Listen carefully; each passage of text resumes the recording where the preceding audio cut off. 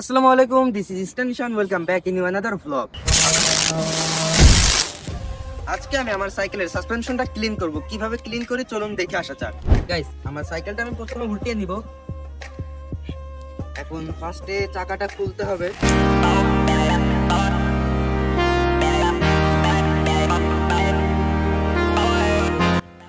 Guys, এবার এই টুলসটা দিয়ে আমি এই সাসপেনশনটা খুলবো।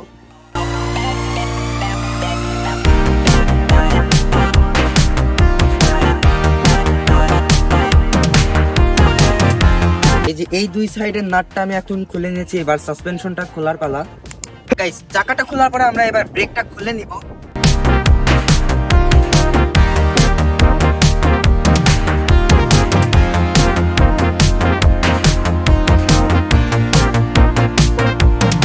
শিট গাইস, আপনাদের জন্য ভিডিও বানাতে যে দেখুন আমার আঙুলটা কেটে গেল। আপনারা যদি এই ভিডিওতে লাইক এন্ড কমেন্ট না করেন তাহলে আমি কিভাবে পরবর্তী ভিডিওটা বানাবো?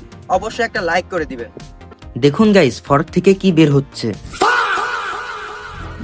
তো গাইস, সাসপেনশনটা আমি এখন খুলে নিব। আরে অবস্থা দেখতে পাচ্ছেন সাসপেনশন থেকে কি পরিমাণ ময়লা বের হচ্ছে। আর আপনাদের সাসপেনশনটা প্রতি 6 মাস পর পর একবার করে ওয়াশ করবেন, তাহলে সাসপেনশনটা ভালো থাকবে। গাইস দেখেন এইটার ভিতরে কি পরিমাণ ময়লা আছে, একটু জুম করে দেখো। এই যে, এন্ড এইটার অবস্থা তো দেখতে পাচ্ছেন, মানে একেবারে অবস্থা বেহাল হয়ে আছে।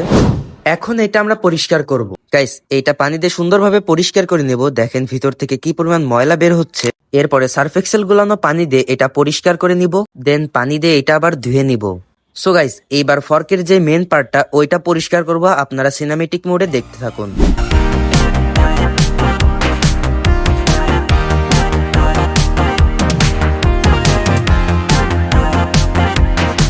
গাইস, ফর্কে দেখতে পাচ্ছি এখানে মরিচা ধরে আছে, তো এটা এখন এই শীষ কাগজ দিয়ে আর কি উঠাবো।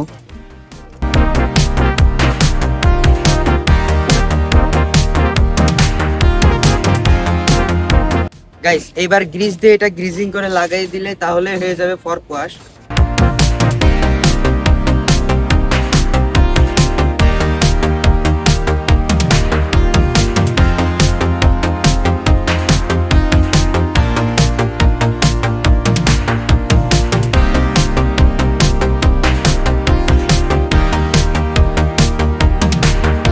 গাইস, এইটা আবার এখন আমরা লাগিয়ে নিব।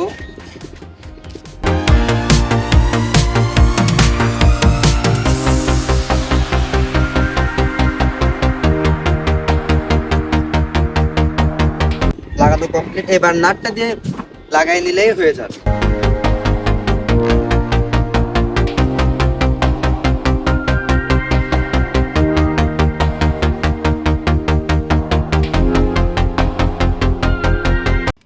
তো গাইস, দেখতে পারলেন কিভাবে আর কি ফর্কটা ওয়াশ করলাম। তো ফর্ক ওয়াশ করা শেষ। এখন কি সুন্দর স্মুথ ভাবে যাচ্ছে। তো গাইস, আজকের মতন ভিডিওটা এই পর্যন্তই ছিল। যদি ভিডিওটি ভালো লাগে অবশ্যই চ্যানেলটি সাবস্ক্রাইব করে দিবেন এন্ড ভিডিওতে একটি লাইক দিয়ে দিবেন। আর পরবর্তী কি নিয়ে ভিডিও বানাবো অবশ্যই কমেন্ট করে দিবেন। Thanks for watching.